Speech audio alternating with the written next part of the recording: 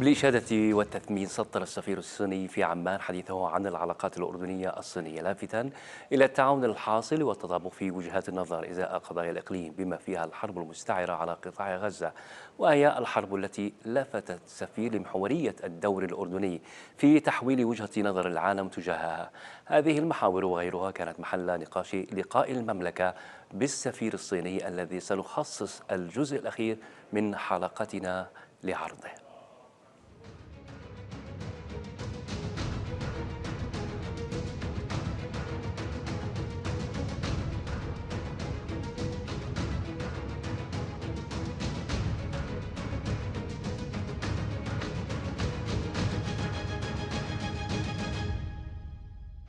أهلا بكم في هذه المقابلة الخاصة مع سعادة السفير الصيني لدى المملكة الأردنية الهاشمية السيد شينشوانغ دونغ.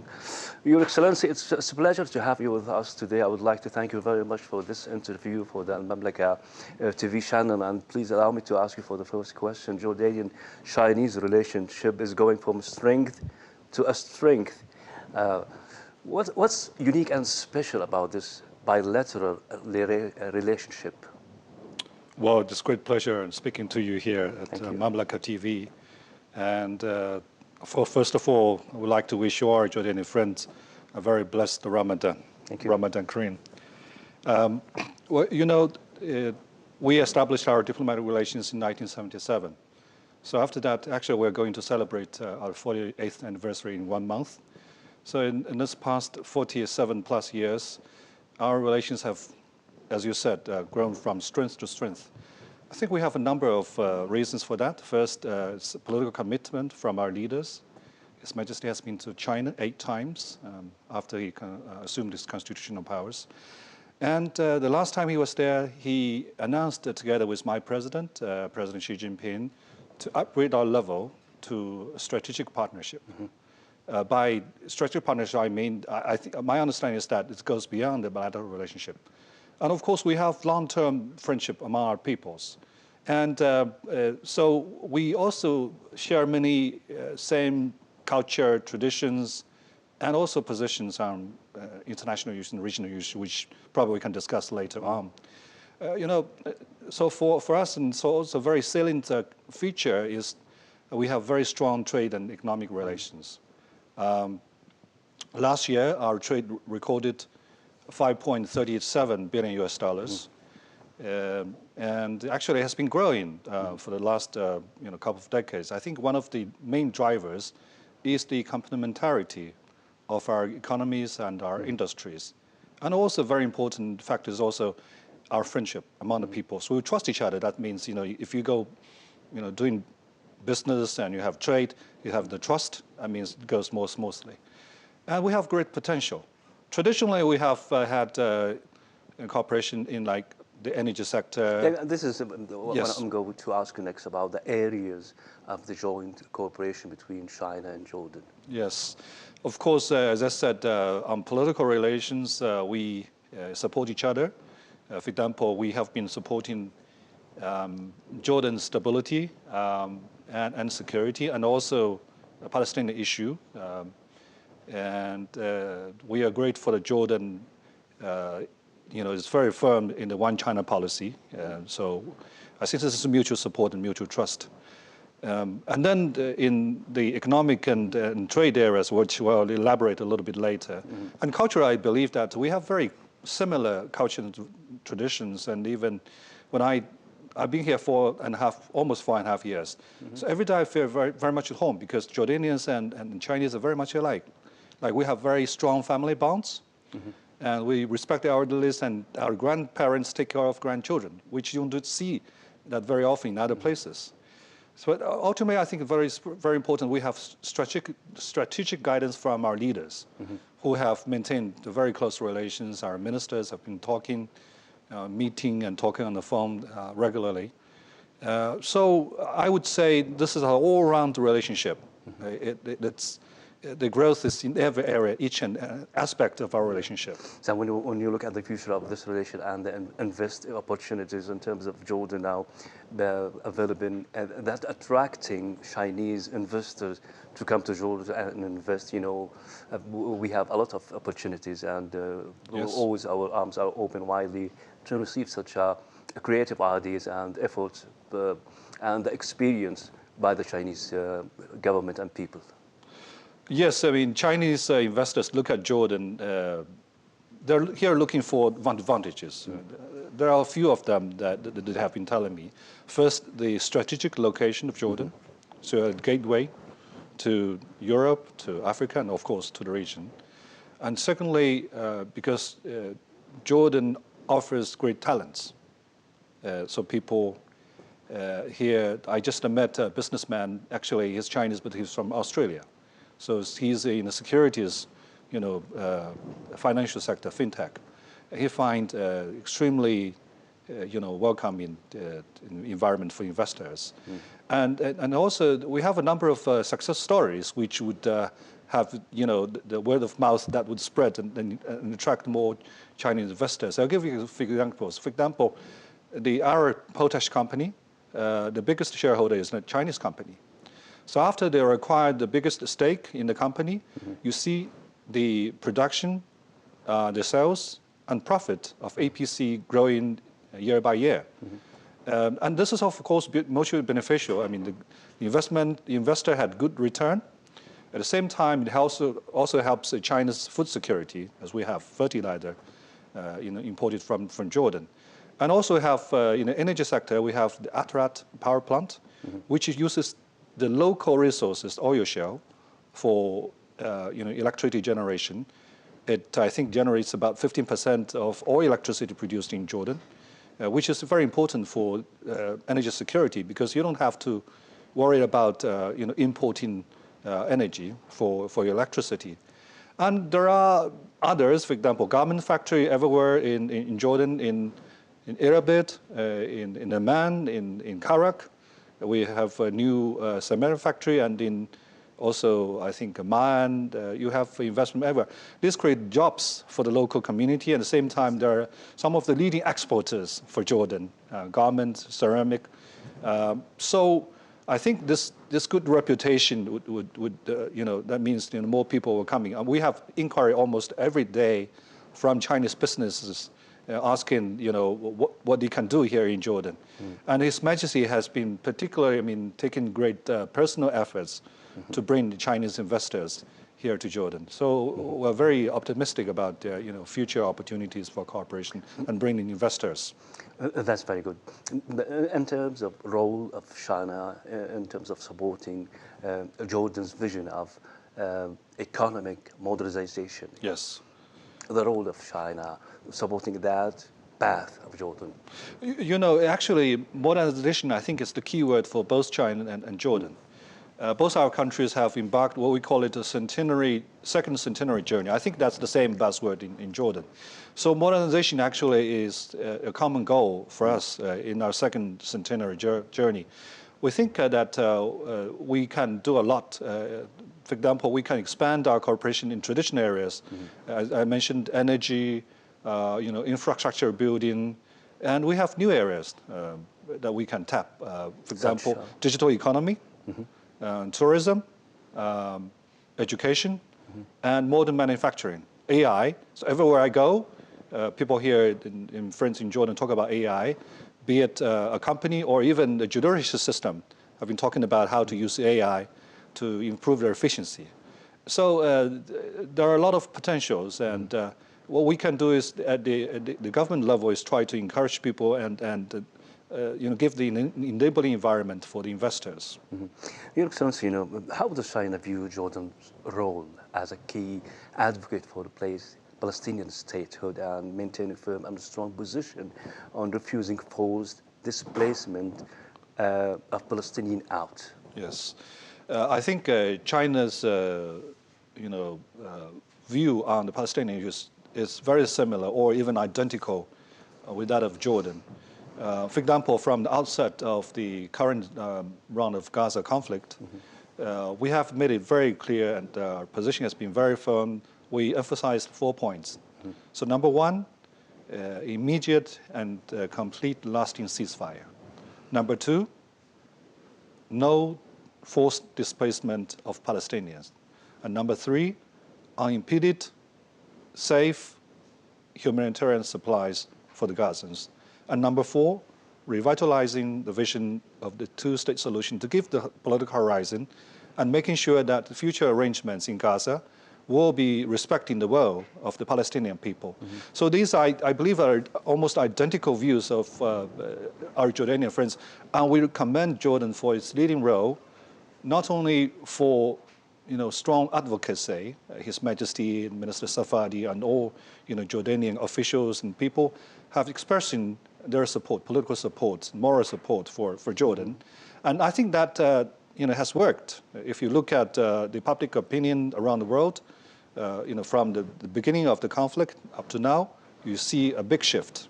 I think that's partly due to the efforts by His Majesty and the government of Jordan, the people of Jordan.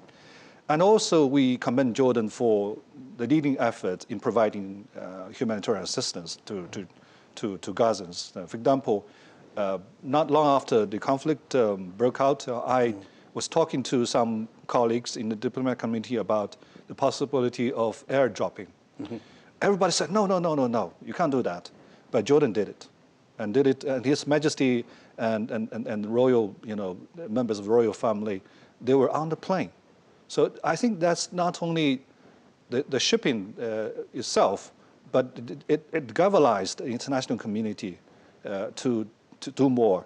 So China also have been working with our Jordanian partners, including the Hashemite charity organization, to provide assistance to Gaza. So a few days ago, we dispatched about 60,000 food parcels for Gazans. But unfortunately, we see very disturbing news that access has been, more restrictive, and we urge all parties to earnestly and to implement the ceasefire agreement in Gaza.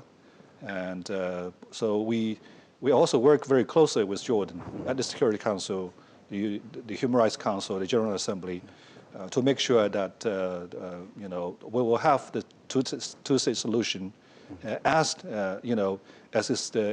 His Majesty mentioned, the finishing line for the people in the region. But in your sense, how could China and Jordan collaborate to counter unilateral Israeli action that undermine the two-state solution? For example, the activities, settlement activities, what's going on in West Bank, Jenin, Tulkarem, Nablus, other cities in the West Bank.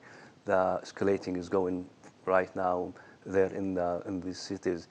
How we could do as a member of UN Security Council? We believe that what the Israeli military doing in the West Bank is against international law and violates UN resolutions, including Security Council resolutions, and also the expanding of settlements in the West Bank. And I think the international community should do more to stop this. And we have been working with Arab countries and other countries at the Security Council, and everybody should do its part. Especially all countries in the Middle East should be on the same page, making sure that we will stop the illegal action by all parties and protect the civilians and make sure that UN resolutions will be implemented on the ground. And I think eventually, if you look at the UN resolutions that were adopted over 70 years ago, the two-state solution, now you only see the state of Israel. The state of Israel has been existing for decades. But the Palestinian people are still deprived of their statehood. That is the root cause for the Palestinian issue. The lack of opportunity for the Palestinians, especially the young people, to see a political horizon, to have their own statehood. So I think we should work at the bilateral level, regional level, and international level. I know that some people want to have the economic solution instead of a political solution. This does not work. if you talk about the future of Gaza, it should be based on the two-state solution.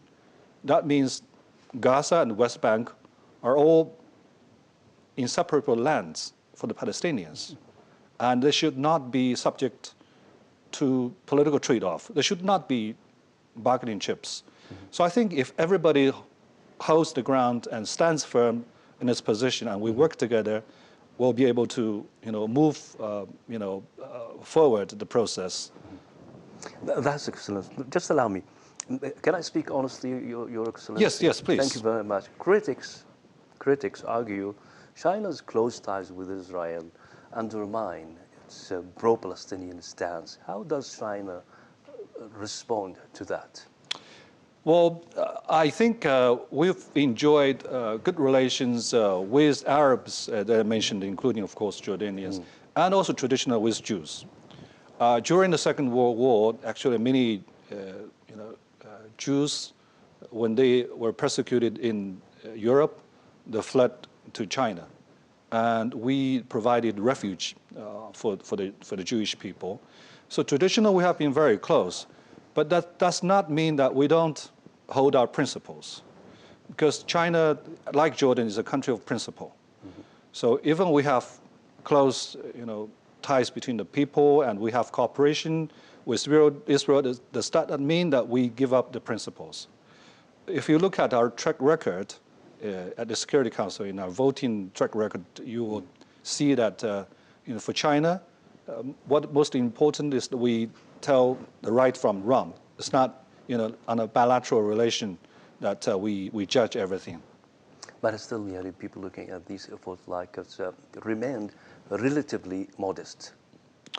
Well, we are very actually frank with our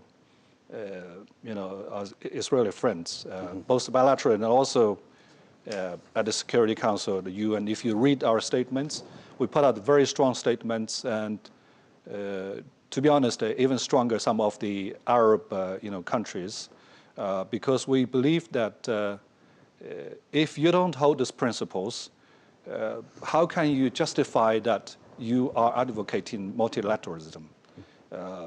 We call it true multilateralism. That means you don't use it for your own benefit. You don't say, okay, this is multilateralism if it's in my interest, and this is not, I'm not obeying. We should obey the same rules, and the same rules should apply to everyone, including Israel and any other group in the region. But as you know, Your Excellency, there are some double standards. We are very, I think, how to say, it's very unfortunate that we see the double standards everywhere.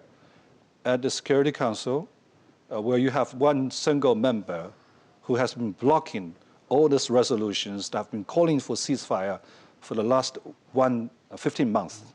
And you have countries in this Human Rights Council who say, this is not, in appliance with some of the legal, hurdles for certain, acts that violate international law and international humanitarian law. So we have been calling out. We have been calling out to these countries that you should not apply double standards. I think His Majesty was very eloquent when he spoke at Cairo at a summit. I think shortly after the conflict broke out, he said, what happens, makes Arabs feel that Arabs matter, Arab lives don't matter as much as others. I think that was a very strong message, and that should be heard, and that should touch the human conscience of everybody. Because it's not your national interest, this is human conscience. But as you just learned, Your Excellency, today Israel blocks aid trucks from entering the Gaza Strip. The consequences of such a move and what to do to keep the aid flowing and sustainable ceasefire. Yes, we urge all parties, of course, including Israel, to implement, as I said, the ceasefire agreement in real earnest. You should not, make political gains or play political games out of this. No country should be doing that, because you're talking about lives. If you look at the numbers in Gaza, the casualties and the deaths of women and children, they're not only numbers. They're human lives. They are somebody's brother, sister, father, mother, and children. So as human beings, I think we should have the basic conscience, not only for your countrymen, but for everyone in the world. I said a few days ago when I was dispatching the aid for Gaza at Hashemite charity organization, I said, everybody in the region has the same equal right. Muslim, Jews, Christians. And if we all think as human beings, I think we'll come to the same conclusion that every single life matters. So the international community, every country, especially the major players who have influence over Israel, should work harder to push for unimpeded access of humanitarian supplies. And China will continue to do that. Your Excellency, thank you very much for this interview. I really appreciate it. Thank you very much. It's a great pleasure talking to you. Thank you, sir. Thank you.